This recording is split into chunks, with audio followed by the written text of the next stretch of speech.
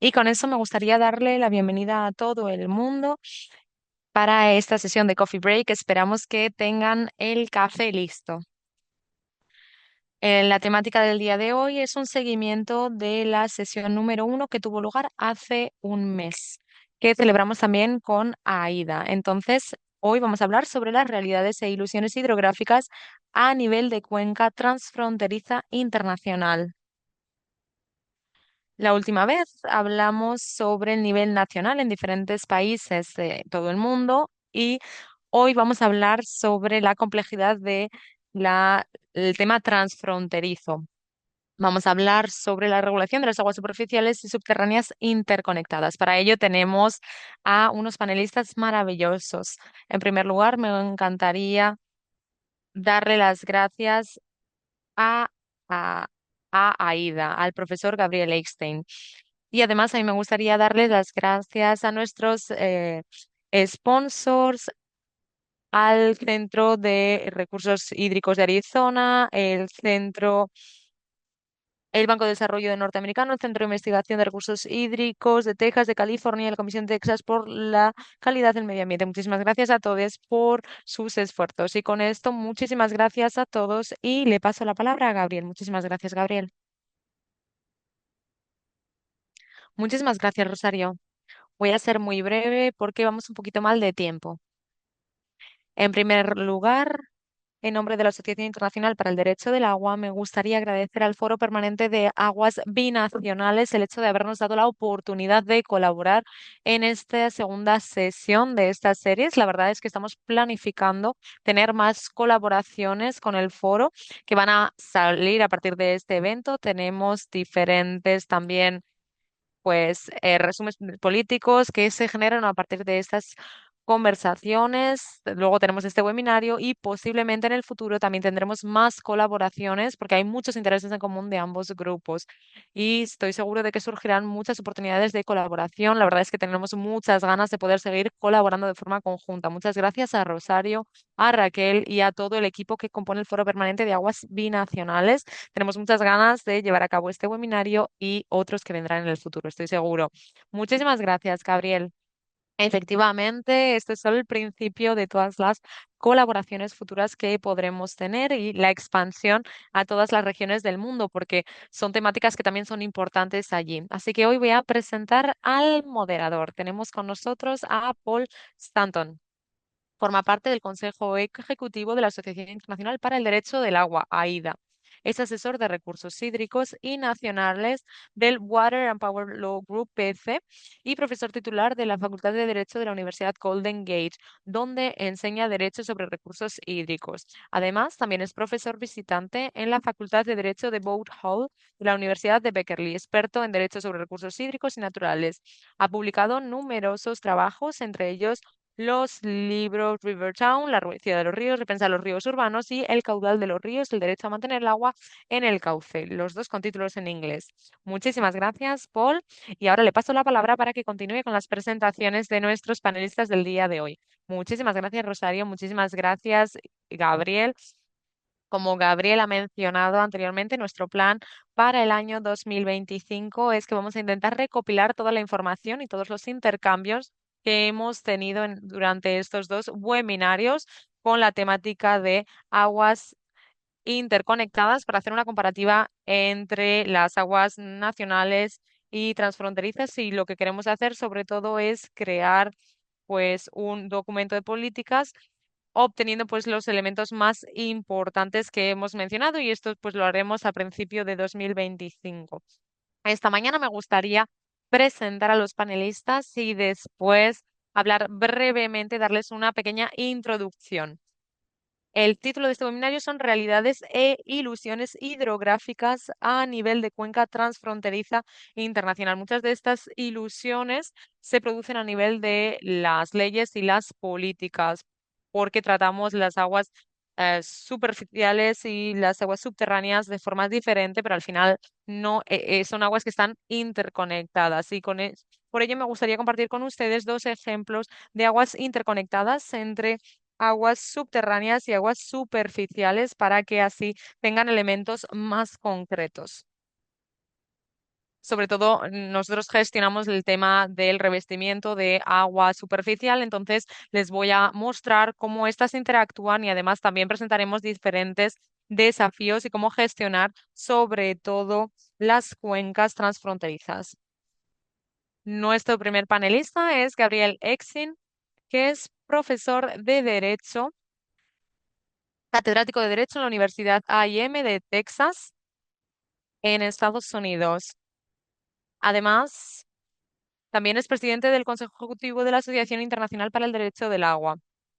Después tenemos a Jonathan Laut, que es líder del grupo de investigación en el Instituto Internacional de Gestión del Agua, que está basado en Pretoria, en el sur de África. Además, antes también trabajó para el Banco Mundial y también se ocupó del ICID, ocupándose de la gestión de aguas transfronterizas. Después tenemos a Juan Pablo Galeano, y él es un abogado medioambiental y sobre todo se centra en los acuíferos transfronterizos. Además, tiene un máster en ley medioambiental. Y por último, contamos con Gilbert Anaya, que es jefe de la División de Gestión Medioambiental en la Comisión Internacional de Límites y Aguas de Estados Unidos, el IBWC, entre Estados Unidos y México. Además, tiene un doctorado en Ciencias Medioambientales de la Universidad de Texas en El Paso. Lo que vamos a hacer en esta sesión es que vamos a dividirla en dos partes. La parte uno va a ser presentaciones y vamos a pedir a nuestros presentadores que respeten los 8 minutos para después tener un diálogo, poder tener un momento de preguntas y respuestas por su parte y así intentar tener una conversación. Conforme vayamos avanzando con las presentaciones, si tienen cualquier pregunta, por favor, escríbanlas en el chat, lo vamos a estar viendo y además yo también añadiré algunas preguntas en el chat. Así que, habiendo dicho esto, Raquel, pasamos de diapositiva. Cuando pensamos en el término aguas interconectadas, me gustaría explicarles qué significa. Sabemos que esto son las interacciones que se producen entre las aguas superficiales y las aguas subterráneas. ¿Podemos pasar a la siguiente diapositiva, por favor? Y en este caso me gustaría darles ejemplos de al menos dos tipos de escenarios. Hay muchos otros, pero bueno, yo voy a hablar sobre dos. El primero es lo que yo llamo el escenario de filtración superficial.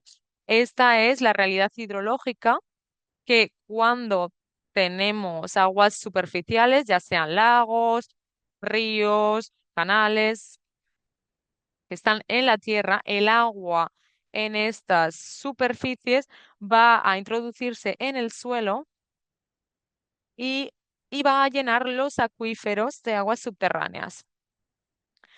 Entonces, cuando interferimos en esta percolación, sobre todo cuando hablamos sobre canales y los revestimos, esto hace que evitemos que se produzca este intercambio de agua. En el contexto transfronterizo, que es donde me quiero centrar hoy, en este caso el contexto transfronterizo entre Estados Unidos y México, en Estados Unidos esto tenemos el canal Todo Americano. Está a unos kilómetros, a unas millas de la frontera, pasa por el río Colorado, tiene más o menos 82 millas, son unos 130 kilómetros, pasa por el Valle Imperial. Se construyó en 1930, en los años 1930, y en 2004-2005 hubo ciertas propuestas para revestir, es decir, para crear un canal al lado del canal de tierra, porque Estados Unidos estaba preocupando sobre la pérdida de agua en el transporte. Y Estados Unidos tuvo en cuenta que en algunos tratados con México, sobre todo los relativos al río Colorado, pues había una pérdida de agua y querían capturar este agua. La foto que tienen aquí, ven el antiguo canal eh, en la derecha y luego el nuevo canal revestido que se ha construido en la izquierda.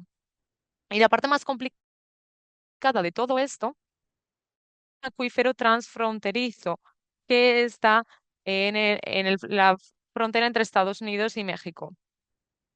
y se ha estimado que la filtración del canal contribuyó a más o menos 40.000 pies de agua por año a este acuífero. Por lo tanto, con el revestimiento de este canal se va a producir una reducción de la filtración de agua que se está produciendo en el acuífero Mexicali. Esto, por supuesto, va a tener un impacto en México. Por ejemplo, en cuanto al agua que pueden utilizar los agricultores para regar o también el agua potable que van a utilizar la población que vive por allí. Además, también hay ciertas zonas húmedas conectadas con el acuífero Mexicali. Siguientes diapositiva, por favor. En la parte derecha pueden ver el canal del canal todo americano. Y en la parte izquierda pueden ver una sección de la sección con revestimiento. Lo cierto es que ha habido mucha controversia. Incluso ha habido ciertos litigios en los tribunales de Estados Unidos.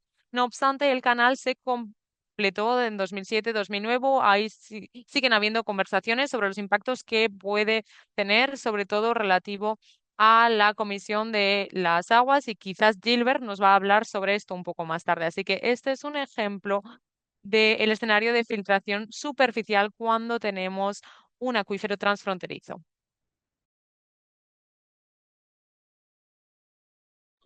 El otro ejemplo, y ya lo hablamos el mes pasado, es que podemos tener situaciones en las que, bueno, el agua subterránea se eleve y que acabe siendo superior que el agua superficial.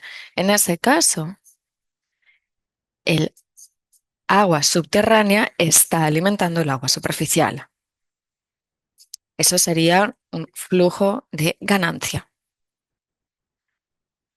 teniendo en cuenta, bueno, pues todo el agua que está rodeando la zona. Sin embargo, si extraemos este agua, podemos cambiar este flujo de ganancias en un flujo de pérdidas, en un caudal de pérdidas.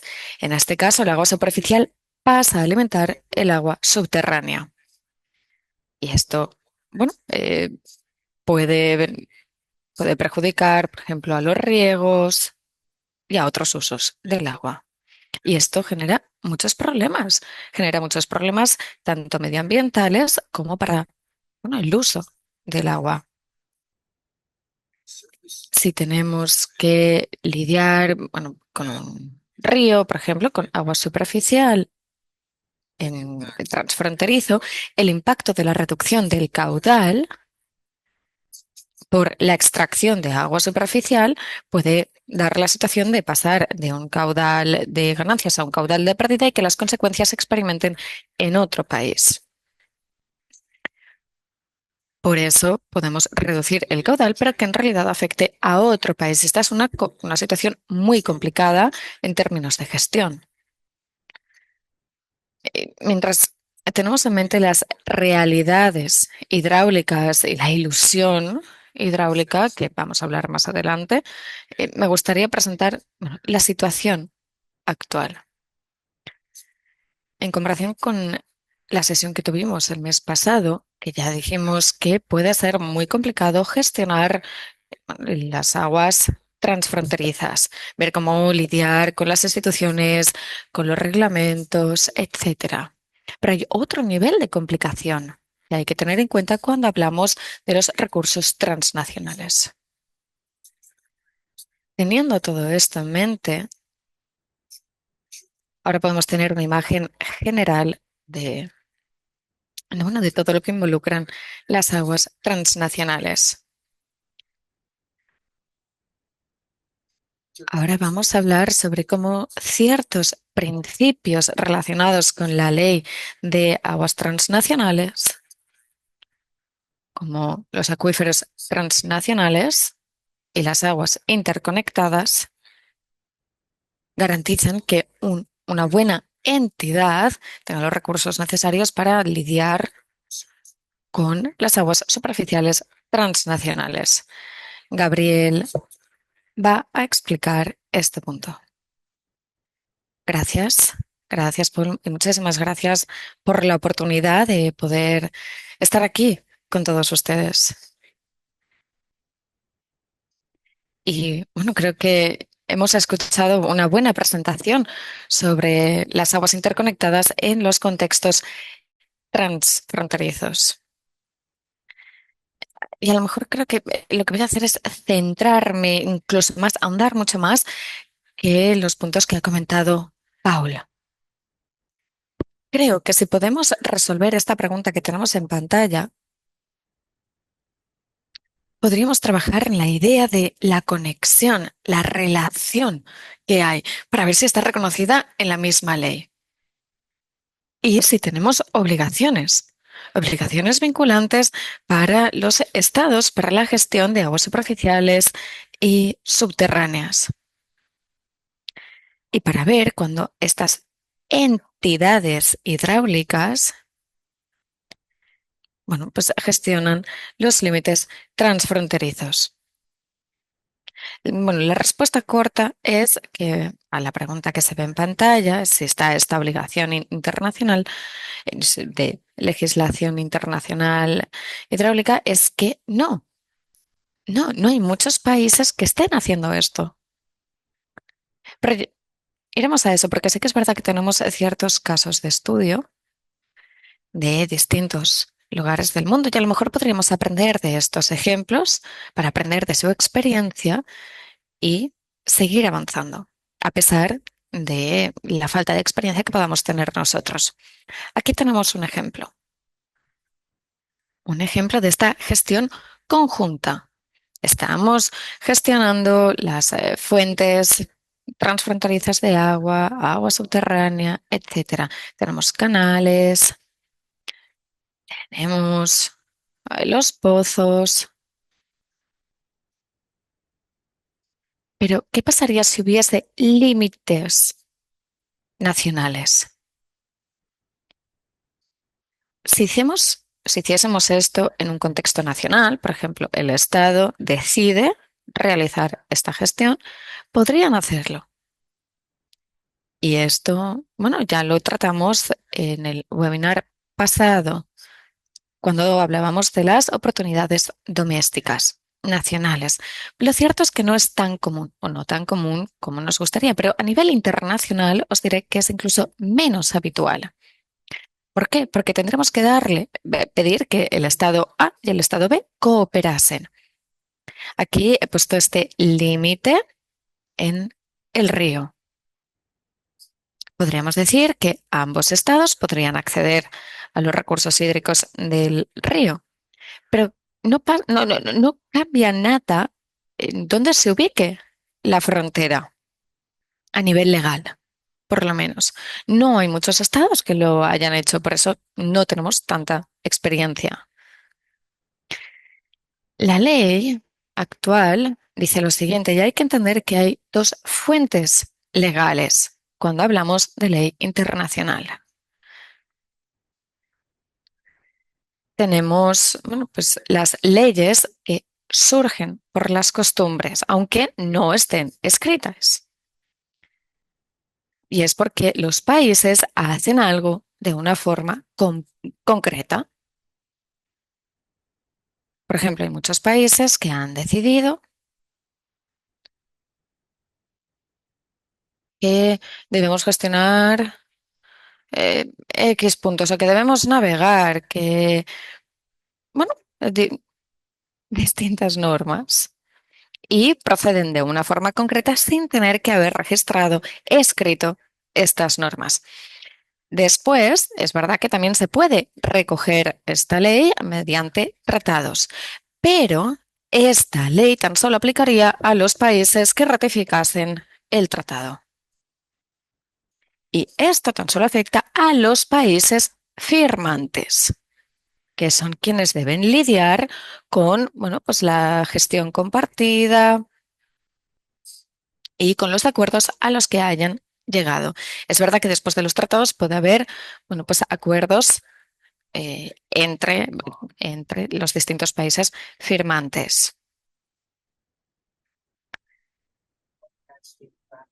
Y aquí las leyes por costumbres, la costumbre internacional o las normas consuetudinarias se dividen en normas sustantivas o de procedimientos. Esto nos permite, bueno, pues gestionar, por ejemplo, el agua de una forma que tenga sentido y, bueno, también recoge la obligación de cooperar, la obligación de no dañar el entorno, etcétera. Cómo compartir la información. En ningún momento se recoge el tema de la gestión del agua subterránea y superficial de forma conjunta. No hay ninguna ley que recoja este punto. Sí que hay quizás, ¿no? Quizás se podría hacer esto, quizás se podría hacer lo otro. Cuando definimos el curso hidráulico internacional, teniendo en cuenta la Convención de las Naciones Unidas de 1944, tenemos en mente esta convención, cuyo objetivo era recoger estas costumbres de los estados, este derecho consuetudinario. Y lo que tenemos aquí es este caudal, este flujo hidráulico internacional, quiere decir que el agua corre por dos estados distintos. Ahora sí que es verdad que tenemos un sistema con este water course, este recorrido del agua, sí que recoge ambos criterios, el de agua superficial y el de agua subterránea. Todo esto se recoge en una única ley. Sin embargo, no hay ninguna ley que nos obligue a hacerlo, que nos obligue a gestionarlo de una forma concreta u otra. Pero si tenemos en cuenta las otras leyes, podríamos pensar que la ley internacional nos sugiere que ejecutemos todos estos principios también en pues estas aguas superficiales y subterráneas. Lo malo es que no tenemos ejemplos. Sabemos que esto aplica solo a las aguas superficiales. Creemos que aplica. Queremos decir que aplica tanto a las subterráneas como a las superficiales de forma conjunta, pero no hay muchos países que lo hayan hecho, porque el Estado A y el Estado B pocas veces se han reunido para establecer una colaboración para gestionar conjuntamente el agua superficial y subterránea transfronteriza. No tenemos ejemplos de estas prácticas. Y tenemos que ser muy cautelosos a la hora de decir si hay obligaciones o no según la ley internacional. Lo voy a dejar aquí y le devuelvo la palabra a Paula. Gracias, Gabriel. Bueno, tengo una rápida pregunta antes de pasar al siguiente punto, porque cuando estábamos hablando de los principios, uno de ellos recoge, bueno, el hecho de utilizar de una forma razonable los recursos hídricos y, bueno, no interferir o dañar a una tercera parte. Para que todos los presentes entiendan lo que estábamos diciendo, ¿se podría explicar un poco más? ¿Qué se refiere? ¿A qué se refiere exactamente lo del uso razonable y sin dañar a terceras partes? Bueno, este principio legal de un uso razonable y equitativo quiere decir que si hay dos países que comparten el caudal del agua, el cauce del agua lo tienen que utilizar de una forma justa. Tiene que ser razonable. Bueno, vale, seamos razonables, ¿no? Hay una lista de factores que se pueden que se pueden consultar en la Convención de la ONU de 1944. Y en el artículo 6 tiene una lista de, bueno, de factores en el que incluye la población, bueno, pues la nación, si hay otras fuentes o de fuentes hidráulicas en ese país, etcétera. O sea que hay distintos factores que se tienen que tener en cuenta y con ellos en mente, entonces se define qué es justo, qué es razonable, qué es equitativo. Cada cauce hídrico, el río Nilo, el río Grande, el que sea, todos son distintos, todos están en entornos distintos. Un río será distinto a, bueno, a otro, a pesar de que sean aguas transfronterizas. Pero este principio lo que nos dice es que estamos, bueno, que tenemos permiso para poder utilizar el recurso hídrico, pero no si causa cualquier tipo de daño significativo. Vale, sé que es complicado de definir, pero no podemos causar un daño significativo ni al otro país ni al medio ambiente. Por ejemplo, si estamos drenando el agua y no llega nada al otro estado, ahí estamos causando un daño significativo. O si estamos dañando el río y el reservorio, bueno, pues si el reservorio al final de la presa sube hacia el otro país, si causa daños en otro país, bueno, podríamos hablar de daño significativo. Sin embargo, hay que tener en cuenta que debemos, bueno, que nos encontramos en contextos distintos según las aguas transfronterizas en las que nos encontremos. Será distinto en México que en Estados Unidos, por ejemplo, el daño significativo. Lo mismo pasa con China o con cualquier otro país que nos venga a la mente. Espero haber respondido a la pregunta. Sí. Sí, y es muy útil haber escuchado esto porque creo que ahora nos vamos a centrar más en casos de estudio centrados o enfocados desde un punto de vista más geográfico. Vamos a hablar de Sudamérica y así podemos, bueno, tener en mente cómo las experiencias y todo lo que traigamos hoy puede relacionarse con este principio de uso justo y equitativo. Vamos a pasar a Jonathan Lautz, que va a presentar un trabajo que ha estado realizando sobre aguas interconectadas y aguas superficiales y subterráneas en, en Sudáfrica. Sí, entre Ramotswa y Botswana. Tan solo quería confirmar que me podéis ver bien. Sí, perfecto, podemos empezar. Bueno, muy interesante todo lo que han comentado hasta ahora. Y creo que, bueno, ahora vendrá bien, me gustaría presentar algunos datos. Yo voy a hablar de un trabajo que hemos estado realizando desde el IWMI en África.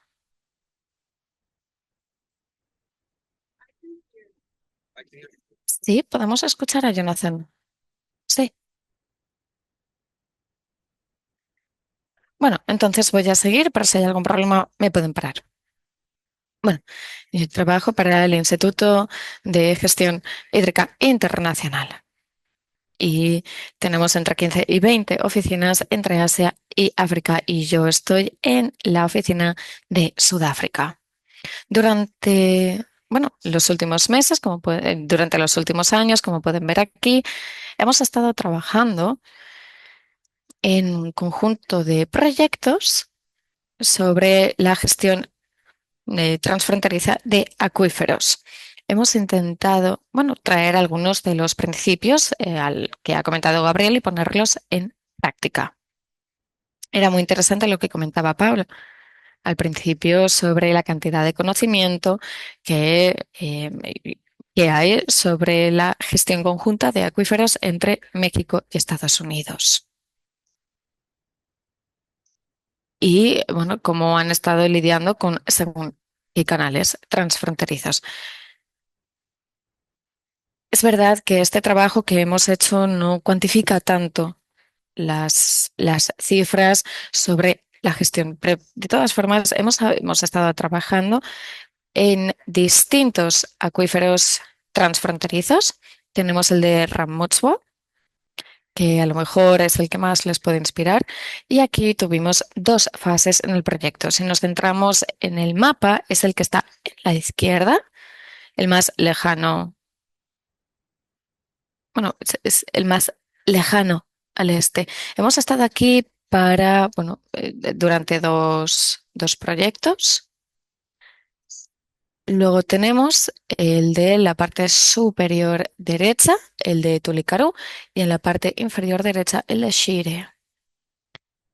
Bueno, y en el de Tulicarú lo tenemos en el centro, que es la parte naranjita. Y creo que estaría bien mostrar algunas imágenes para que sepan cómo es. En la parte superior derecha vemos, bueno, el Tulimpa, el río Tulimpa. Normalmente no hay río ahí. Creo que he estado ahí más de 20 veces en toda mi vida y nunca he visto agua. Y normalmente está mucho más despejado que la imagen que pueden ver. Paul también ha comentado el concepto del río que pierde caudal, que se pierde el río. Y aquí estamos viendo cómo vemos el río abajo, el flujo abajo, y como hemos comentado antes, al final vemos que se convierte, bueno, hay ciertos vacíos a la hora de la gestión de los recursos hídricos. Aquí vemos a Zimbabue y a Sudáfrica, y donde se da la extracción del agua antes de que pueda llegar siquiera al caudal del río. Y entonces ni siquiera llega a llegar abajo. Con el río Limpopo vemos que es, bueno, es un tanto vago con lo de las aguas subterráneas y lo único que pueden hacer los países es extraer el agua subterránea.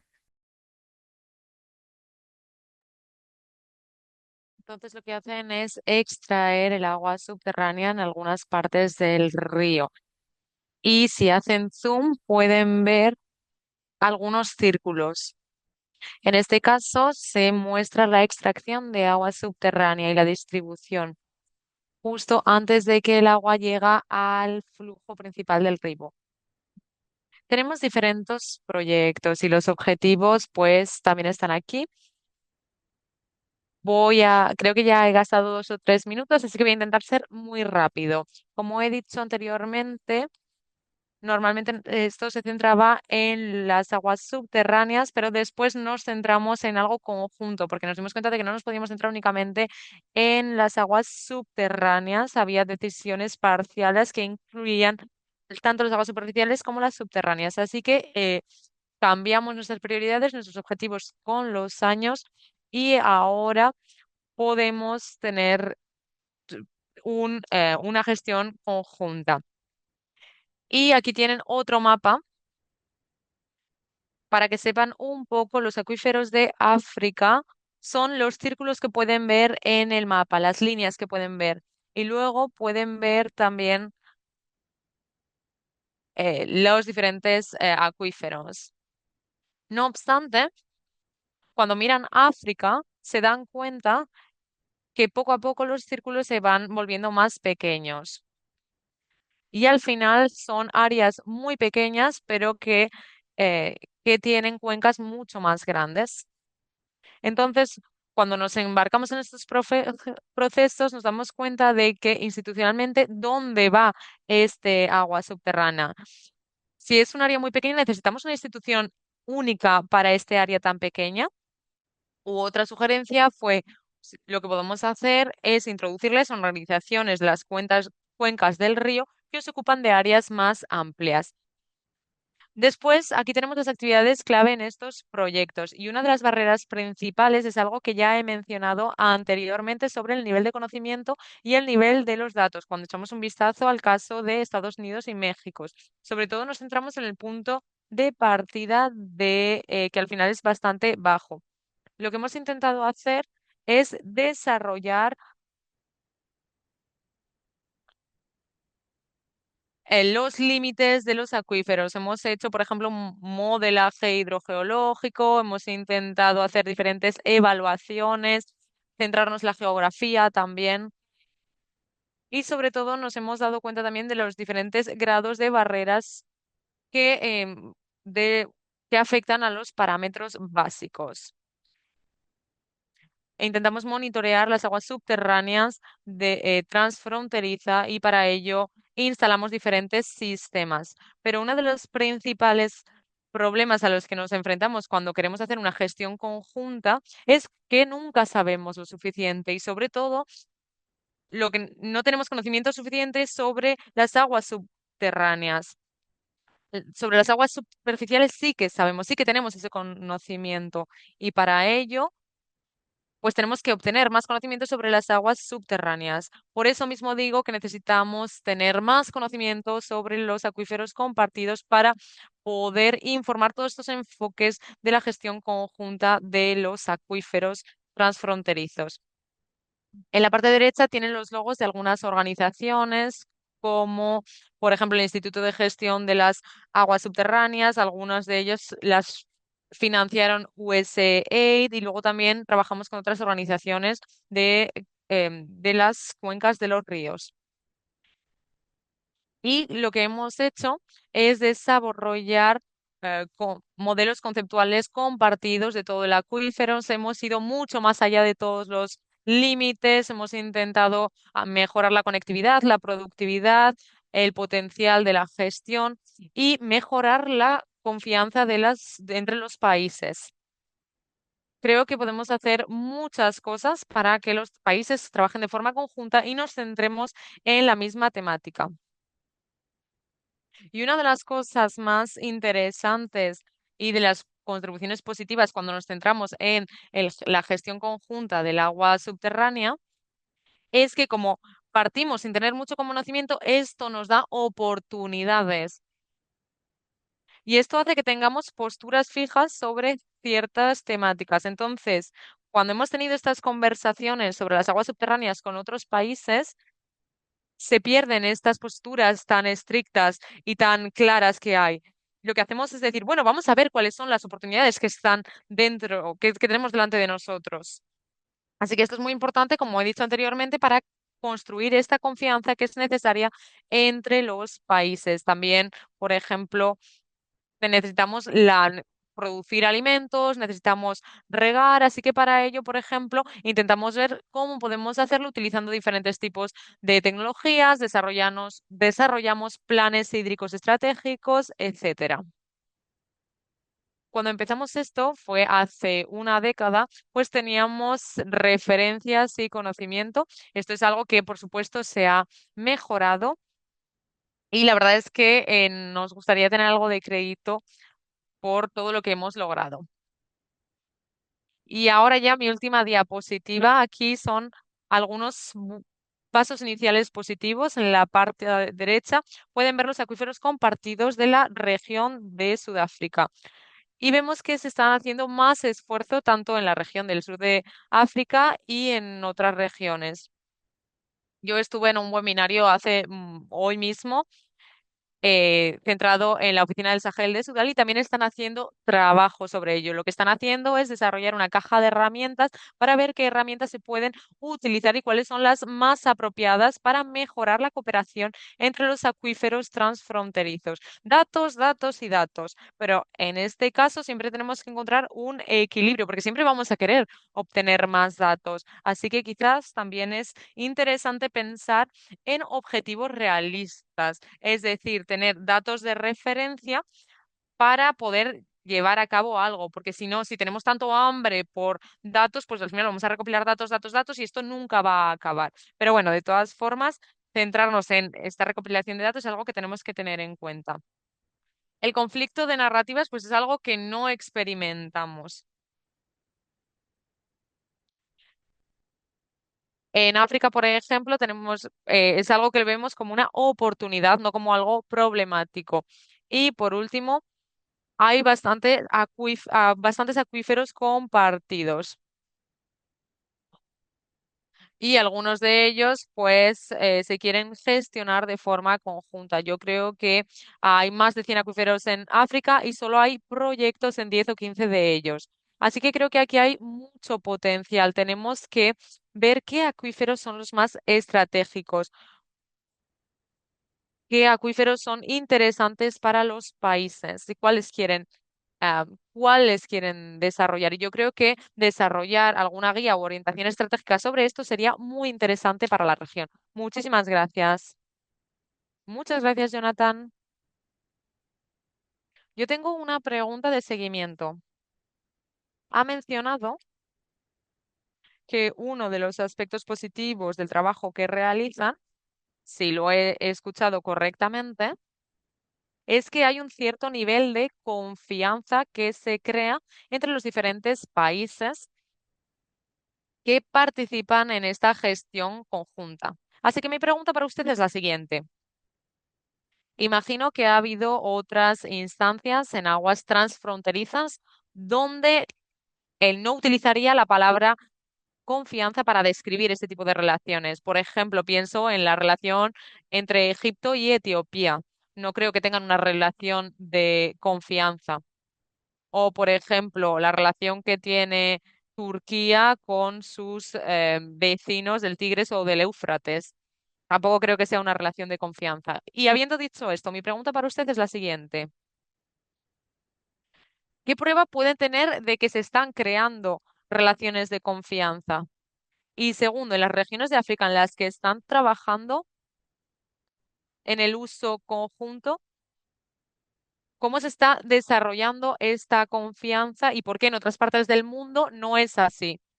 Vale, pues en cuanto a las pruebas, yo creo que en este caso es tener la voluntad de compartir datos y la voluntad de trabajar con compañeros de países vecinos para integrar los datos y para desarrollar una visión conjunta, es decir, tener una visión compartida de un acuífero que es compartido.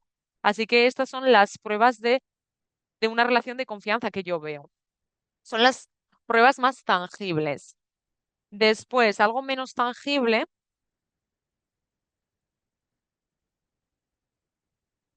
Ha habido una cierta naturaleza relajada entre los países, es decir, han trabajado de forma conjunta y un entendimiento durante años y han tenido intereses conjuntos. Entonces, cuando hablamos de compartir acuíferos en África, de forma particular y así como en otras regiones del mundo, como son regiones que están un poco sin explorar, pues tenemos el sentimiento de que estamos empezando desde cero y que todo el mundo tiene la oportunidad de ganar. No obstante, cuando pensamos en otras cuencas compartidas de aguas superficiales, como podría ser el Nilo, el Tíger o el Éufrates, pues son cosas que van generaciones atrás. Hay posturas, hay pues casos en los que se ha acusado un país contra el otro, etcétera. Por eso mismo digo que esas conversaciones y esas posturas tan fijas no están ahí.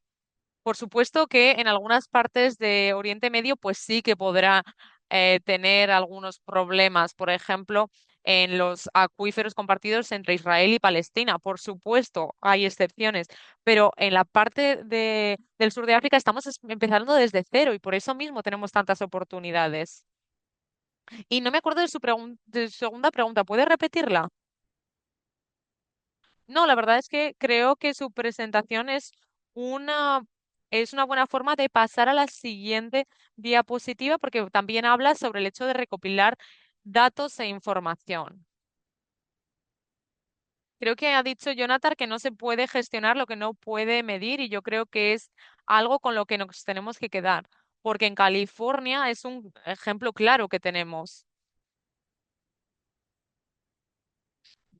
Durante muchos años, la ley sobre el agua subterránea que teníamos era la ley de la captura, es decir, si se podía bombear, nos la podíamos quedar. Eso era todo.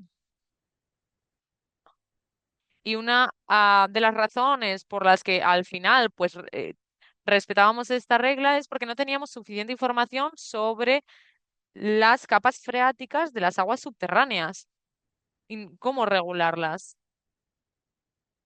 Así que al final estábamos de acuerdo con una regla de no regulación donde todo el mundo podía tomar tanto agua como quisiese. La verdad es que esto no funcionó a largo plazo, porque al final nuestras cuencas empezaron a vaciarse. Y creo que que es importante que se mejoren los datos y la información, tanto a nivel nacional como a nivel transnacional. Y ahora voy a pasar la palabra a Juan Pablo Galeano, quien va a hablarnos de su trabajo relacionado con los datos y la información sobre el acuífero Guaraní, es un acuífero compartido por Argentina, Brasil y Paraguay. Por favor, para nuestros participantes, si tienen preguntas, comentarios sobre nuestras presentaciones que quieran que comentemos más tarde, por favor, añádanlas a la cajita del chat y después pues las contestaremos. Y con esto le paso la palabra a Pablo. Hola, en primer lugar, muchísimas gracias por la invitación. ¿Pueden escucharme correctamente? Genial. Es muy interesante mencionar los conceptos que están comentando en el día de hoy. Raquel, pasamos a la segunda diapositiva, por favor. Ahora me gustaría mostrarles el acuífero Guaraní. Se llama el SAG porque por supuesto, es un acuífero en español. Es un acuífero compartido por Argentina, Brasil, Paraguay y Uruguay. Y es una de las reservas de agua subterránea más grande del mundo con más o menos 30.000 kilómetros cúbicos. y ti- Más o menos son 1.190 kilómetros cuadrados. El 71% corresponde a Brasil, el 19% a Argentina, el 6% a Paraguay y el 4% a Uruguay. Siguiente diapositiva, por favor.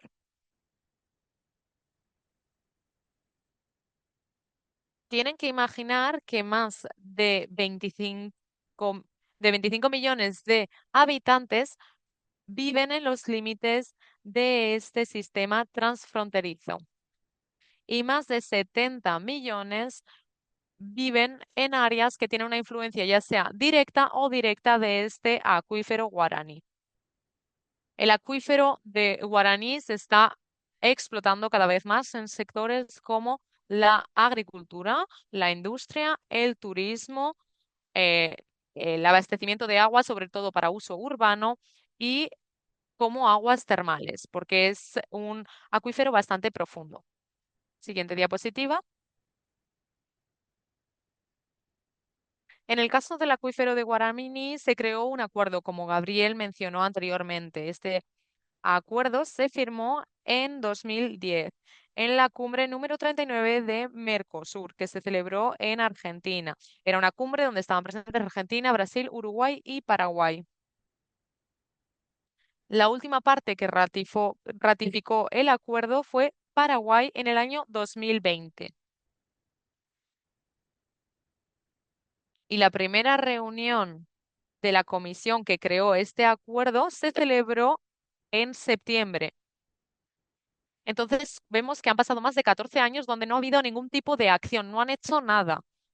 Y en este caso me gustaría destacar el problema, es decir, el retraso en la ejecución del acuerdo, que denota una falta de interés clara por parte de las partes para avanzar de forma diligente y para implementar el acuerdo.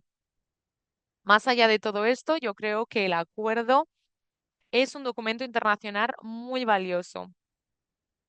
No obstante, esta implementación tan lenta del diseño institucional está retrasando la consecución y concreción de los objetivos previstos y acordados en 2010. Y como Gabriel ha mencionado anteriormente, uno de los principales objetivos del acuerdo se basa en la cooperación y en el intercambio regular de información. Entonces, ¿qué nos dice exactamente el acuerdo? Pues nos pide que haya un intercambio regular de información, las prácticas de gestión y desarrollo de proyectos comunes. Además, el acuerdo también reafirma los principios que han mencionado en el día de hoy, es decir, la Convención de Nueva York de 1997 y la Resolución 63/124 de la Asamblea General de la ONU sobre el derecho de los acuíferos transfronterizos. Entre ellos destacamos no causar daños significativos a otros estados, el uso equitativo y razonable de los recursos y la cooperación e intercambio regular de información. Además, el artículo 8 de dicha resolución establece que el intercambio de información y de datos tiene que estar relacionado con la naturaleza geológica, hidrológica, meteorológica y ecológica y los relativos a la hidroquímica de los acuíferos. Siguiente, por favor.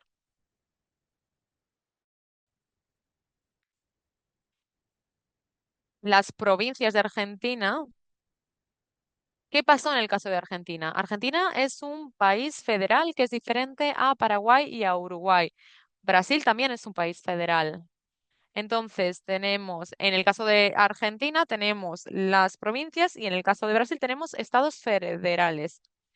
Por lo tanto, cada provincia tiene su propia ley. ¿Y qué ocurre en las provincias de Argentina que forman parte del acuífero de Guaraní?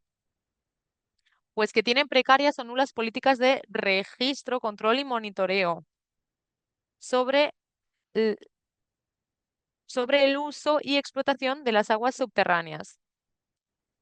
El problema es que no hay ningún tipo de control y no hay ningún tipo de registro. Y en el caso de Misiones, que es el corazón del acuífero de Guaraní, de hecho yo trabajo para una empresa y en 2017 se creó un banco de información hídrica en línea que permite conocer los pozos de perforación existentes en su territorio, los diferentes usos como el uso agrícola, industrial, comercial y turístico y el perfil hidroquímico de las aguas subterráneas y la profundidad de los pozos. No obstante, hay una falta de formalidad en los inventarios sobre el resto de las provincias. Entonces, imaginen que tenemos todavía pendientes Paraguay, Uruguay y Brasil con información diferente. Siguiente diapositiva, Raquel. Para cumplir con el artículo 12 del acuerdo de Guaraní y el artículo 1 de la resolución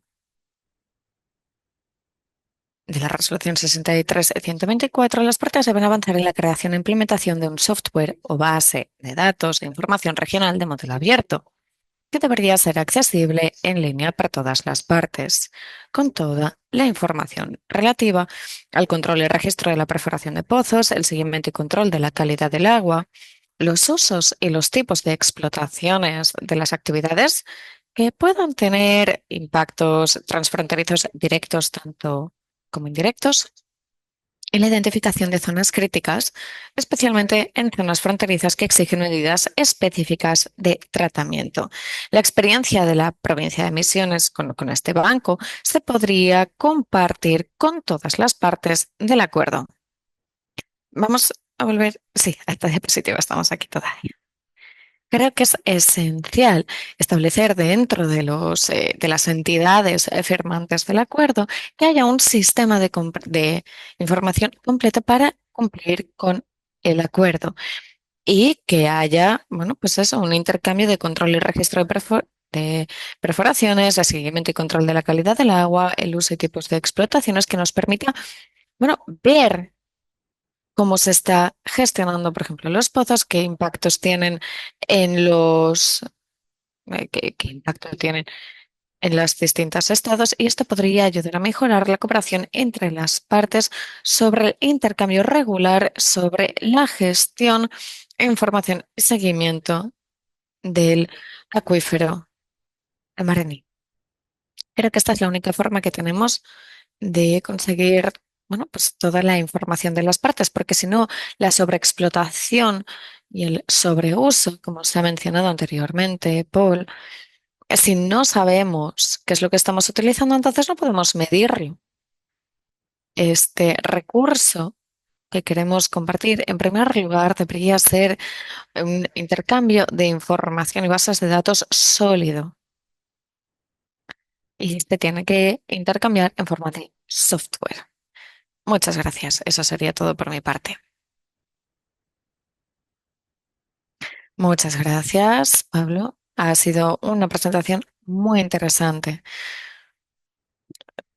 Bueno, hace más de 10 años que tienen este acuerdo en marcha y están haciendo progresos. Una pregunta que me viene a la mente ahora es, solemos pensar en la información como algo bueno, ¿no? Pero bueno, quien se opone a la información, digamos que se opone, bueno, a la ley, digamos, pero para ciertas partes interesadas, si sus cálculos son, bueno, cuanta más gente entienda cuánta agua estamos extrayendo y de qué forma lo estamos utilizando, puede que esto dé lugar a ciertas restricciones sobre la extracción de agua. Entonces, cuanta más atención, investigación y escrutinio haga, más probable será que, bueno, no surja no dé lugar a un resultado que sea de nuestro interés, ¿no? Que sintamos que es el esperado, sino que puede que sea el opuesto. Puede que ellos, algunas partes, no estén interesadas en saber qué es lo que estamos hablando aquí sobre la cooperación hídrica, por ejemplo, o el intercambio de datos.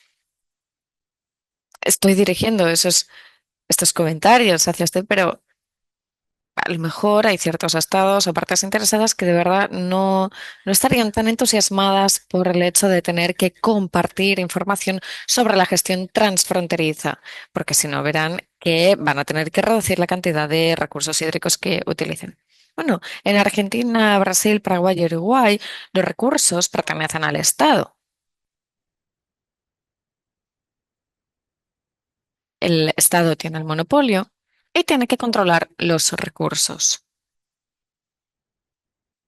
Y deberían preocuparse al respecto, porque cada vez utilizan más y más recursos y, bueno, deberían ceñirse a las normas, por lo menos para saber cuánta agua se está utilizando por cada uno de los países, porque es un recurso que comparten todos los países. Sería interesante saber cuánta parte del recurso está utilizando cada uno, ¿no? En el caso de Argentina, Paraguay, Brasil. Aquí vemos que hay muchos pueblos y zonas urbanas que utilizan aguas de el acuífero de Guarní. Y si no miden exactamente cuánta agua, cuántos recursos hídricos se utilizan, van a tener serios problemas. Por eso deberían poner en marcha este software con las partes que forman parte del acuerdo. Por ejemplo, Misiones, Corrientes, Entre Ríos, todos estas comunidades deberían registrar cómo utilizan este recurso hídrico, porque sin ese inventario, entonces no sabemos cuántos recursos estamos utilizando.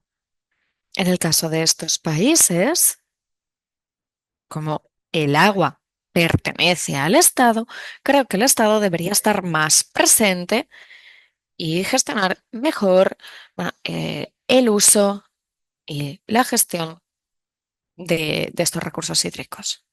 No creo que ha hecho un maravilloso trabajo para resaltar los aspectos positivos del intercambio de conocimientos y de información. Mi comentario era más diciendo que sí, si bien es cierto que estos recursos son parte del Estado, pertenecen al Estado, los políticos y el dinero van de la mano y obviamente van a querer, bueno, participar. Y puede que ralenticen todos los procesos que ha comentado, como el del software, por su interés. Hablo desde mi experiencia en California. A nosotros nos llevó aproximadamente 60 años para que se escribiese un informe sobre la extracción de agua. Y había muchas personas del sector agrícola que decían, "Pues sabemos qué es lo que va a pasar en cuanto escribamos el informe. En cuanto lo publiquemos, van a regular el uso de agua que tenemos a nuestra disposición". Es la otra cara de la moneda, ¿no? Si no se tiene la información necesaria para regular, no se puede limitar. Entonces, puede que esta sea precisamente su estrategia. No piensan en el interés público, en el beneficio público, pero se puede generar interés. Cuando trabajo con esta empresa, hemos empezado a cobrar por el uso del agua subterránea. Cobramos a las empresas industriales, a las empresas turísticas, y esto fue una buena idea, porque el Estado vio que había interés. que dijimos, bueno, vamos a empezar a cobrar por el uso del agua, porque antes no lo hacían. Ahora el Estado sí que cobra por el uso del agua. Por eso vemos que hay interés por parte de los estados, de las provincias. Sin embargo, vemos que uno de los principales retos creo que es que se debe cobrar por el agua para este tipo de usos. No sé si es en California, que es donde tienen que pagar, pero aquí en Misiones sí que se debe pagar. Y creo que es una buena forma de empezar a controlar el uso del agua, porque si puedo, si no consigo generar interés por parte del Estado, nunca lo van a controlar. Por eso creo que en estos casos el agua se tendrá que utilizar como un bien. Cuando se utiliza para la industria, para el turismo, para actividades agrícolas también.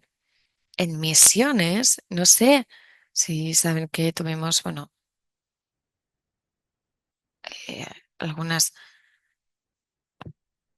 algunas lluvias, bueno, prácticamente inundaciones, y lo que vimos, bueno, es que se empezó a utilizar agua subterránea, por ejemplo. Se cobra por esta agua subterránea en esta zona de Argentina y es un buen recurso el que estamos utilizando. Gracias, Pablo. Gracias. Ahora vamos a pasar a la presentación de Gilbert. Muchas gracias, Paul. ¿Pueden escucharme? Sí, perfecto. Bueno, yo voy a retomar a partir de los comentarios de algunos de mis compañeros, porque es verdad que es un tema muy interesante para mí, que trabajo en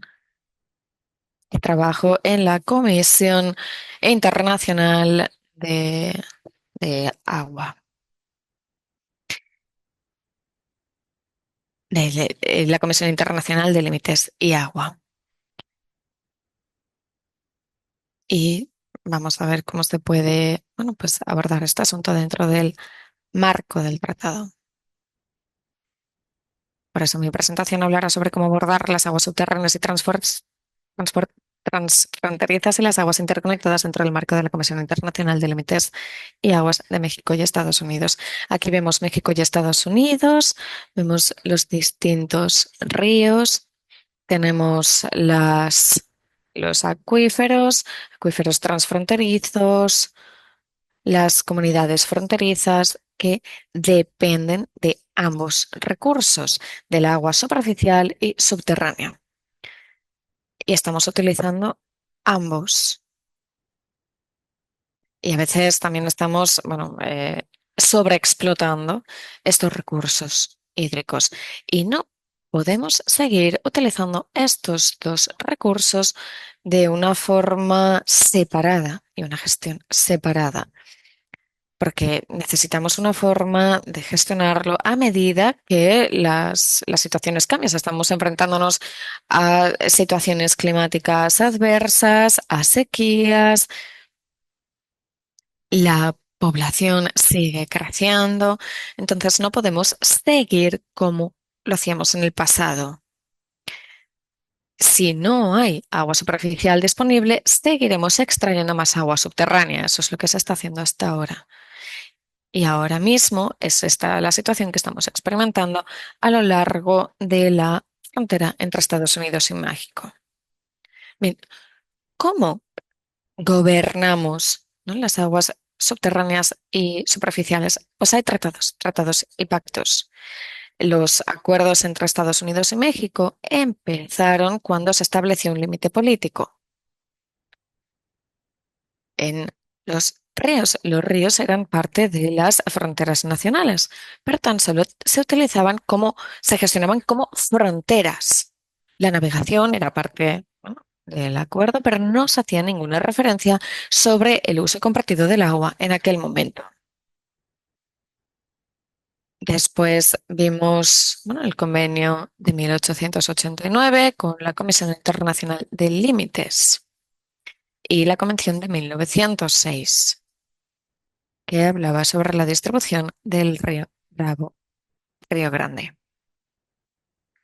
que ofrecía una gran cantidad de agua a México. Dentro de este tratado tenemos el Pacto del Río Colorado y el Pacto del Río Bravo. Y esto define la forma en la que los estados trabajan conjuntamente sobre estos recursos hídricos para cada uno de los estados. Y en México también tienen una ley federal, gestionan de forma bajo regulación federal las aguas. Después tenemos el Tratado de Aguas de 1944 que trajo grandes novedades y hablaremos mucho de esto porque reúne los tres tratados de los ríos y la cantidad de recursos hídricos que se comparten entre Estados Unidos y México.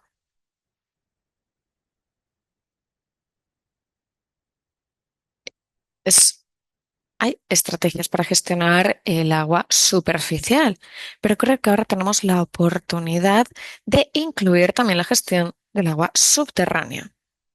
Y estos son los puntos por qué.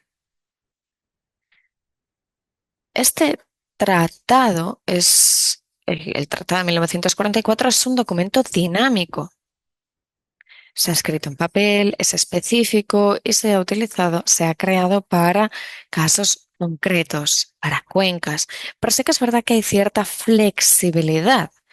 Sus artículos recogen esta posibilidad de ser flexibles. Sin embargo, no se hace ninguna mención al agua subterránea, a la preservación, a la calidad del agua, etcétera. No se especifica nada de esto en el tratado. Sin embargo, verán que sí que hemos podido ejecutar el tratado teniendo en cuenta los problemas que han ido surgiendo. O sea, permite adaptaciones a medida que surgen problemas. Precisamente por eso tenemos la posibilidad de unir las secciones de Estados Unidos y de México, crear un organismo internacional, por ejemplo, el SILA, la Comisión Internacional de Límites y Aguas, puede reunir a profesionales de ambos países para ofrecer soluciones. Estas soluciones se llaman actas. También se utilizan informes conjuntos. Estos informes conjuntos se realizan para estos equipos binacionales y los dos estados tienen que llegar a un acuerdo. ¿Qué quiere decir? El CILA no está aislado, es una organización internacional, pero de todas formas es parte de ambos gobiernos, el de Estados Unidos y del de México. Por tanto, estos acuerdos se tienen que aprobar por parte de ambos estados antes de que se puedan recoger en forma de acta. Este es uno de los instrumentos que hemos estado utilizando recientemente. Tenemos, 331 actas aprobadas por la Comisión. Y la última, en la 331, se aprobó hace unas pocas semanas, aunque hablaré de ello más adelante. El segundo motivo es por cómo ejecutamos el tratado. Bueno, sobre el agua superficial, hay que tener en cuenta que en los 70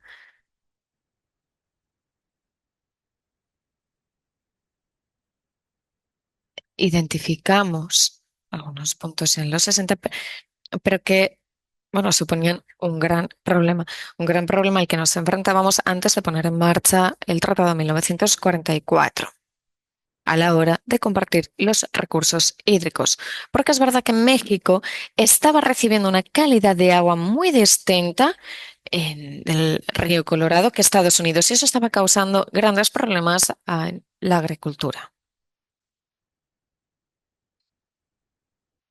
Teníamos distintas, organizaciones internacionales que estaban intentando encontrar una solución. Debemos tener en cuenta que esto ya estaba presente en los años 60 y no se resolvió hasta el año 1973. También incluimos otros elementos. Aquí tenemos el punto 5.6 en el que hablamos de los límites de extracción de agua. También hubo un acuerdo para consultar nuevos proyectos de aguas subterráneas y superficiales. Y es verdad que todavía falta un acuerdo exhaustivo que recoja todo lo necesario sobre el agua subterránea. Tenemos estas actas que, bueno, se centran en distintos aspectos como la calidad del agua, como el origen y creo que ya se ha comentado anteriormente, la voluntad en aquel momento por ciertos problemas y desconfianza no era el de ahora. Había muchos problemas que, bueno, merodeaban alrededor de este asunto. Por eso no se centraron en las aguas subterráneas, pero sí que es verdad que, bueno, se han puesto ya algunos límites en el uso. Se ha hablado sobre el tema de la higienización del agua y son acuerdos binacionales. Tenemos infraestructura y beneficia a ambos países y esto es muy importante. Esto es muy importante porque deja claro que se puede desarrollar un proyecto en una parte de la frontera que también beneficie a la otra. Lo hemos visto también en nuestras nuevas enmiendas por la conservación del agua y hemos desarrollado una estrategia para el río Colorado para, bueno, compartirlo y de estudiar temas de sequías o de escasez y que se puede incluir en el tratado. Y junto con este acta hemos permitido a México almacenar agua en reservas de Estados Unidos. De nuevo, estas reservas, estas medidas permiten cierta flexibilidad a la hora de incluir nuevos puntos en el tratado y beneficiar a ambos países respetando y protegiendo sus recursos hídricos y apoyando, bueno, que puede que haya sequías severas y que debemos apoyarnos para superarlo. Y de hecho fuimos mucho más allá. Hay algunas actas en el marco que se centran en estudiar la condición centradas en la basura, los sedimentos y la calidad del agua, otros elementos que pueden ser dañinos para la comunidad y que necesitan ser resueltos. Así que esto puede llevar a un acuerdo para el futuro donde pueden implementar pues elementos específicos para abordar esos elementos individuales. Ya hemos hablado sobre los datos, lo que hicimos en 2006, pues esto se hizo antes a través de un acta de Estados Unidos y después, 3 años más tarde, en 2009, establecimos un programa de evaluación del acuífero en la frontera internacional. Entonces, todos los acuíferos transfronterizos. Por lo tanto, creemos que si hay interés por parte de ambos países, podemos desarrollar equipos para empezar a estudiar los componentes transfronterizos del acuífero, intentar recopilar datos de forma conjunta, compartir información, desarrollar modelos y entender mejor cuáles son las condiciones, la situación del acuífero. Lo hemos hecho y hemos tenido éxito a la hora de llevar a cabo estos estudios. No obstante, hemos tenido también limitaciones, por ejemplo, los fondos. Además, también hemos tenido otras barreras. Hemos tenido temas legales sobre ah, a los ríos o el impacto, los estudios sobre las aguas subterráneas y el impacto que esto tiene. Al final, sabemos que esto es muy importante tenerlo en cuenta. No obstante, les puedo decir que estos grupos son el punto de partida para llegar a un punto en el que podamos obtener información y que podamos así pasar a la siguiente fase, que serían las conversaciones para poder desarrollar una estrategia y gestionar mejor los recursos.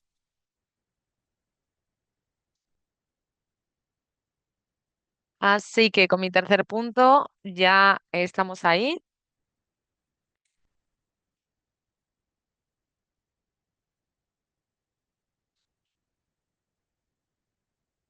Y el futuro a la hora de utilizar el tratado también hace que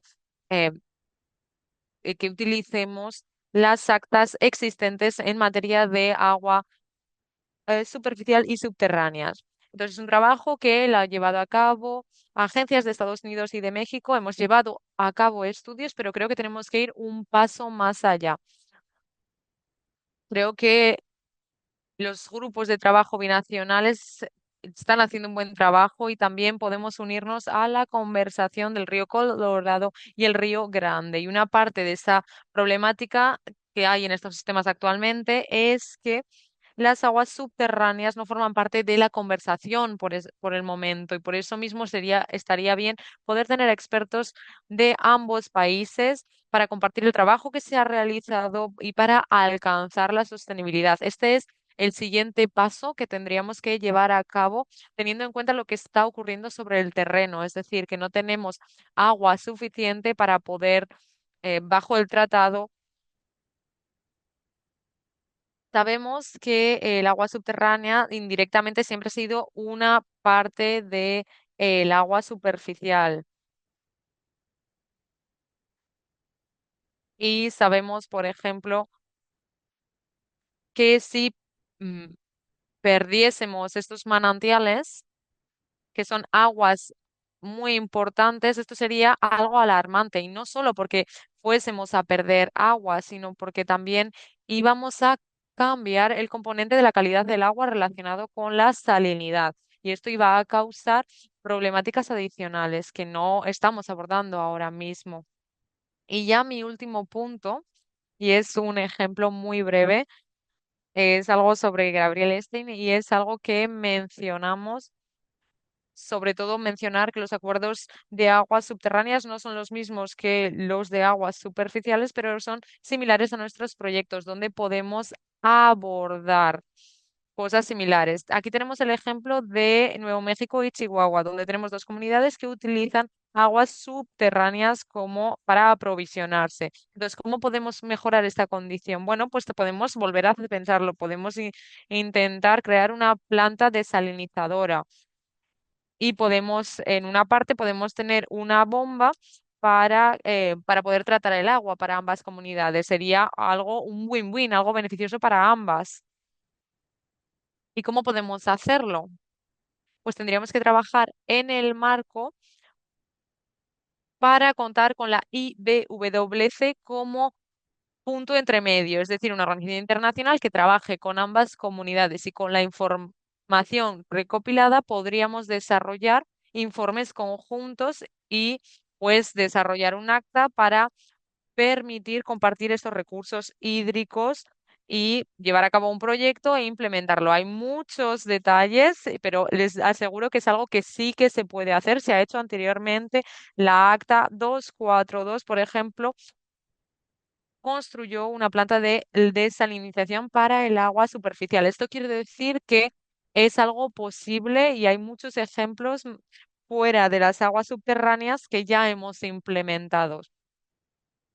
Lo único que tenemos que hacer es tener la voluntad de querer comenzar a tener este tipo de discusiones y conversaciones. Muchísimas gracias. Muchísimas gracias, Gilbert. Y la verdad es que ha estado muy bien hablar sobre los diferentes acuerdos institucionales que están implementados. He echado un vistazo al chat y me gustaría compartir información interesante que nos ha dado Shamin sobre algunos talleres realizadas por las Naciones Unidas y la Comisión Económica para Europa, centrada en la gestión conjunta de aguas superficiales y aguas subterráneas. Así que bueno, es algo interesante a lo que pueden echar un vistazo. Luego también hemos tenido otro comentario bastante interesante. Creo que era un comentario de Jerry.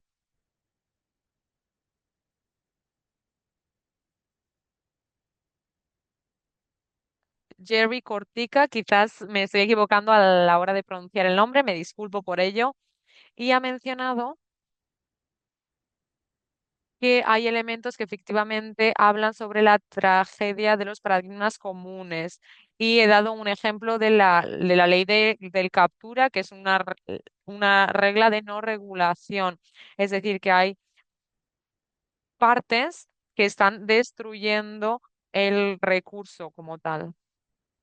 Y esto es el caso que obtenemos, por ejemplo, con la sobreextracción de el agua subterránea, o también sería pues la situación que podríamos saber donde ríos enteros están perdiendo todo su caudal debido al bombeo que se hace hacia las aguas subterráneas. Así que efectivamente son eh, paradigmas comunes, y también podemos hablar sobre lo que ha mencionado anteriormente Juan Pablo, que hay muchos motivos para que trabajemos de forma conjunta, tanto a nivel nacional como a nivel internacional, de forma bilateral, para gestionar todas estas problemáticas a la hora de gestionar las aguas interconectadas, porque si no lo hacemos, pues después hablamos sobre tragedias, obviamente. Y algunos de ustedes quizás han leído el artículo que se escribió hace un par de décadas, lo escribió Gareth Hardin, y era un artículo que hablaba sobre lo siguiente: cuando damos acceso público ilimitado a los recursos sin tener ningún tipo de gestión, pues nos damos cuenta de que si lo hacemos, los recursos se sobreexplotan y al final no queda recurso para ningún tipo de uso. Entonces, yo creo que con las aguas subterráneas nos estamos acercando a ese punto, a esa sobreexplotación. Y voy a hacer una pregunta más y luego ya vamos a acabar con la sesión. Haremos un breve resumen de lo que se ha comentado. Entonces, hemos tenido una presentación de Gilbert que se ha centrado en el IBWC entre México y Estados Unidos, que es una institución bilateral que está ayudando a abordar el tema de la gestión del agua interconectada en el contexto transfronterizo. Entonces, mi pregunta para los panelistas, en este caso para Jonathan, en el caso de Sudáfrica, para Pablo, Sudamérica, y Gabriel sobre el marco legal internacional, pues me gustaría hacerle la siguiente pregunta. Cuando pensamos específicamente sobre las aguas interconectadas transfronterizas, ¿qué papel creen que tienen que desempeñar las instituciones internacionales bilaterales emergentes para ayudarnos a abordar este problema que estamos mencionando una y otra vez en la sesión?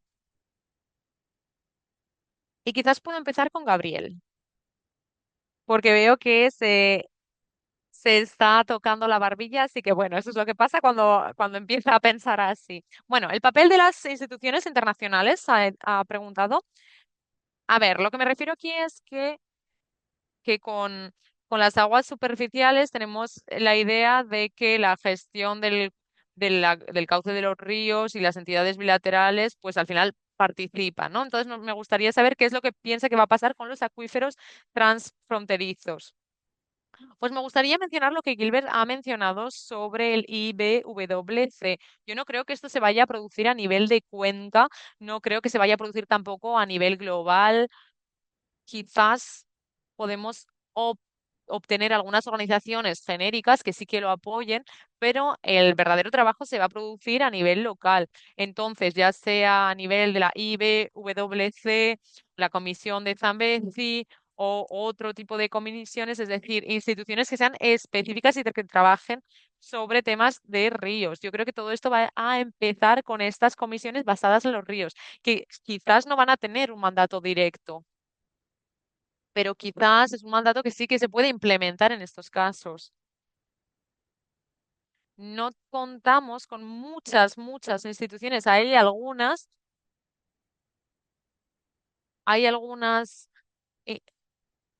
algunos marcos institucionales sobre el acuífero de Nubian, el del noroeste de Sáhara, pero estos son muy pocos comparados con la cantidad de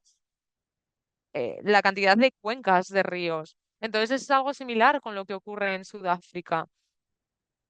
Y ahí es donde vamos a ver el verdadero movimiento, como Gilbert estaba mencionado con el IBWC y la frontera entre México y Estados Unidos. Entonces yo creo que tenemos que incluir también el agua subterránea interconectada. Me gustaría que se hiciese esto y creo que tenemos que ver más equilibrio, no solo como si se añadiese el agua subterránea como una idea secundaria, sino que hubiese un verdadero equilibrio entre la importancia de las aguas subterráneas y la importancia de las aguas superficiales, entre las relaciones que se producen entre estas aguas. Pablo o Jonathan, yo creo que en el caso del acuífero de Guaraní, el acuerdo ha sido un gran paso. Y lo que pasa ahora es que tienen que continuar con la ejecución, como mencioné anteriormente. Y yo creo que tenemos que crear un cierto interés en el uso de este agua. Y para mí una de las mejores formas de intentar crear este interés es que los estados tienen que empezar a hacer pagar el uso del agua para los sectores económicos. Y para mí esto es esencial. Nosotros tenemos experiencias en este sentido. Y cuando empiezan a pagar, pues vemos que todo esto podría seguir evolucionando. En primer lugar, tenemos que saber, estoy hablando en este caso de la situación de Sudamérica, de Argentina, por supuesto, pero la única forma de crear un interés es empezar a hacer pagar por el uso del agua a los sectores económicos, pues a la agricultura, a la industria, porque si no, no vamos a saber dónde están los pozos, no va a haber ningún tipo de control en este sentido, no va a haber control de los pozos de perforación y nada. Y quizás esto parece un argumento muy económico, pero es que creo que es la única forma de hacerlo, porque si no, no sé si vamos a seguir avanzando a la hora de seguir generando información. Y para generar información necesitamos crear este interés. Jonathan, sí, la verdad yo voy a compartir las ideas que me vienen a la cabeza. En primer lugar, he visto que Shami también estaba destacando algo y también estoy de acuerdo con Gabriel que efectivamente es algo que se va a motivar de forma local. Y luego Juan Pablo estaba hablando sobre la demanda o el uso, pero yo estaba pensando en la motivación o en los incentivos. Estas son las cabezas que me han venido a la mente. Así que, bueno, ¿qué era lo que yo quería decirles? Cuando hablamos sobre el coste, y Gabriel tiene razón, en Sudáfrica todo esto está relacionado con el coste también. Si podemos crear una institución centrada en los acuíferos, pues va a haber costes adicionales relacionados con estos. Así que esto es una cosa. Y luego, en cuanto a los factores de motivación, yo pensaría más en el sector privado, en la participación del sector privado, es decir, intentar estimular esta demanda y sobre todo con intentar tener esta participación por parte de aquellos que pueden financiar las actividades para desarrollar los acuíferos compartidos. Así que bueno, estos son algunos de los pensamientos que yo tengo sobre esta pregunta. Vale, pues son las 8:36. Voy a intentar hacer un resumen. Hemos tenido un intercambio muy interesante y muy útil. Yo creo que a veces cuando tenemos un problema transfronterizo, quizás tenemos la tendencia inicial de decir, bueno, pues es que tenemos que crear una nueva institución que se centre en abordar esta temática o este problema. No obstante, esto puede generar muchos costos y también puede generar problemas o en contraposición a esta idea, quizás es lo que Gilbert estaba sugiriendo, es que tenemos también instituciones bilaterales internacionales que llevan ahí desde hace mucho tiempo, llevan muchos años. Tenemos el ejemplo, por ejemplo, del IPVC. Y quizás históricamente las aguas subterráneas no eran uno de sus elementos principales, pero pueden ocuparse de esta temática de los acuíferos también. Y esto hace que pensemos lo siguiente, si es un movimiento estratégico, ¿qué tiene más sentido? expandir o profundizar las instituciones bilaterales existentes que hasta ahora se han centrado más en las aguas superficiales e intentar dentro de estas instituciones integrar eh, estas aguas subterráneas y demostrar que son aguas interconectadas o no. Yo creo que esta es una pregunta muy estratégica. Y al final esto me recuerda también a los comentarios que ha hecho Jonathan durante la presentación, los comentarios sobre la confianza, es decir, si ya contamos con instituciones existentes que tienen pues registros y demás, pues ya podemos tener infraestructuras que cuentan con esa confianza en vez de volver a invertir la rueda y empezar todo desde cero, ¿no? Y esto me recuerda al trabajo de investigación que estamos haciendo en la cuenca del Danubio, por ejemplo, y la planificación que se está haciendo allí. Históricamente hay una comisión internacional para proteger el río Danubio. Y muchas de las respuestas, pues dicen que no quieren trabajar en esta energía hidráulica. No obstante, creemos que la institución más apropiada para poder gestionar todas las temáticas relacionadas con la energía hidráulica, pues sería esta institución que lleva ahí mucho tiempo. Y quizás nos toma tiempo introducir estos temas a una institución, ya que no han formado parte de la institución desde el principio. Ya nos hemos pasado 10 minutos. No sé si Rosario está aquí. Creo que quería dar unos comentarios finales en nombre de las instituciones que nos han ayudado a organizarlo. Rosario, adelante. ¿Me escuchan? Tenemos tiempo para un par de preguntas, porque tenemos preguntas del público. Una de Hamaca, ¿me escuchan?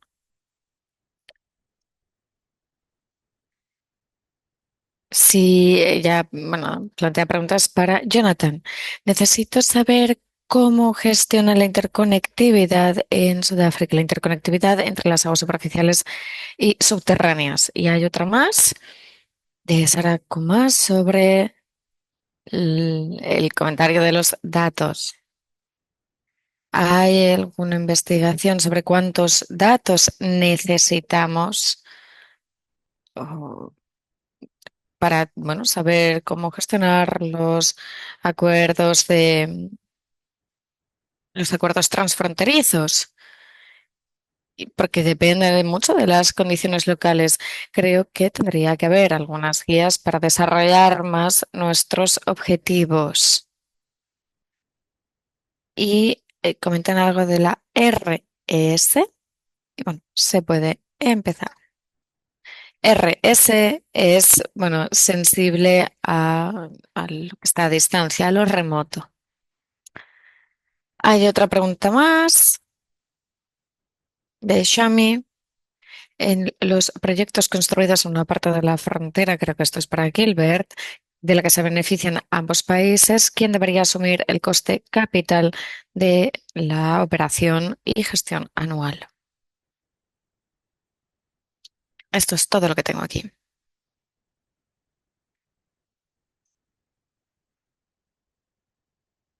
Bueno, rápidamente, los costes operativos están compartidos,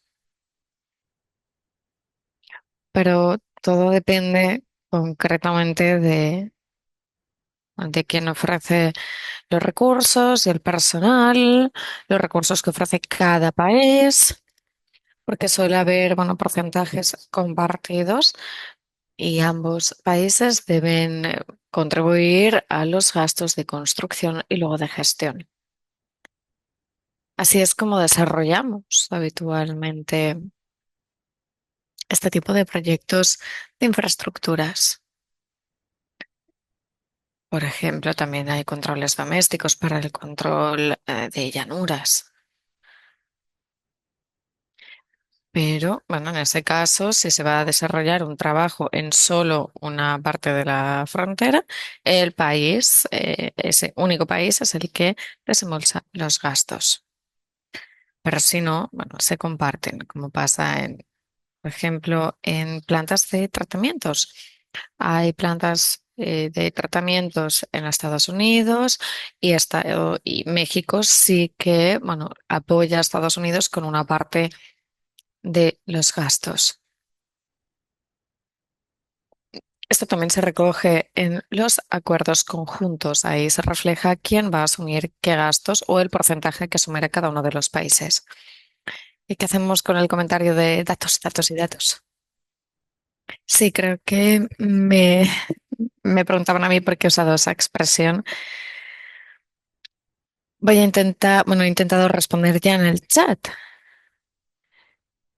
pero sobre cuántos datos son suficientes vamos a necesitar, o sea, hay un límite, un mínimo.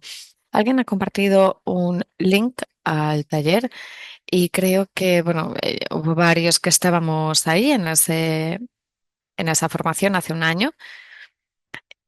Y es verdad que no es nada fijo, no hay nada concreto, sino que, bueno, depende de los estándares a los que nos atañamos. También es verdad que no quedan claros todavía la cantidad de datos que vamos a necesitar. Hay mucha confusión. Lo que sí que sabemos es que necesitamos datos actualizados. Recopilar datos y ese puede ser el punto de partida. Y los parámetros también son muy importantes. Debemos de hablar de parámetros de calidad del agua, del flujo, del caudal, niveles de caudal. Creo que hace falta mucha información al respecto. Creo que sí que es verdad que hay ciertos esfuerzos, pero que todavía hay un gran vacío.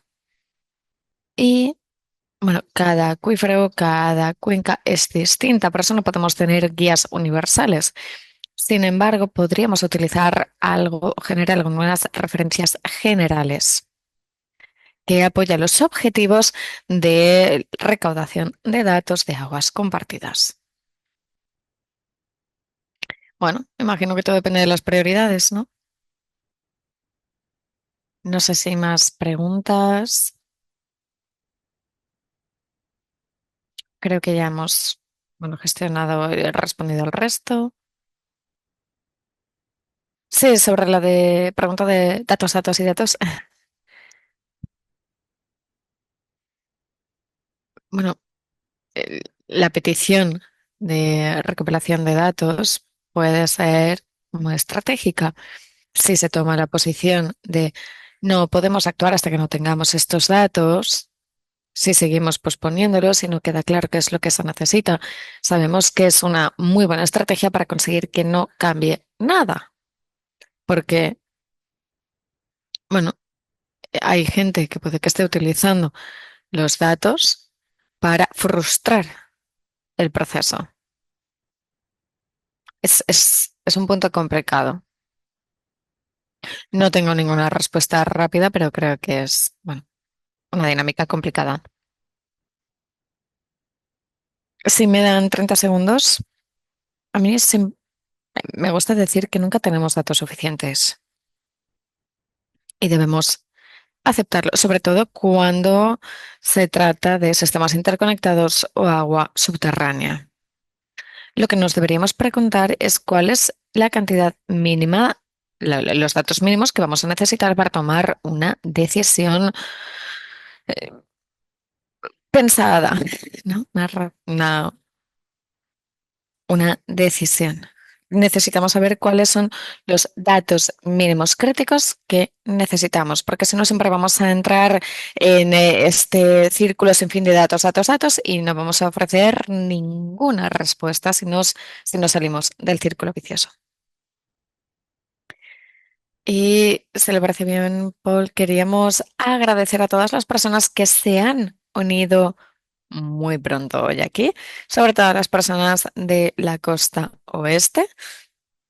Paul, sabemos que es muy pronto. Obviamente, muchísimas gracias a nuestros sponsors, a todos los panelistas y a la, bueno, a todos los sponsors, Aida.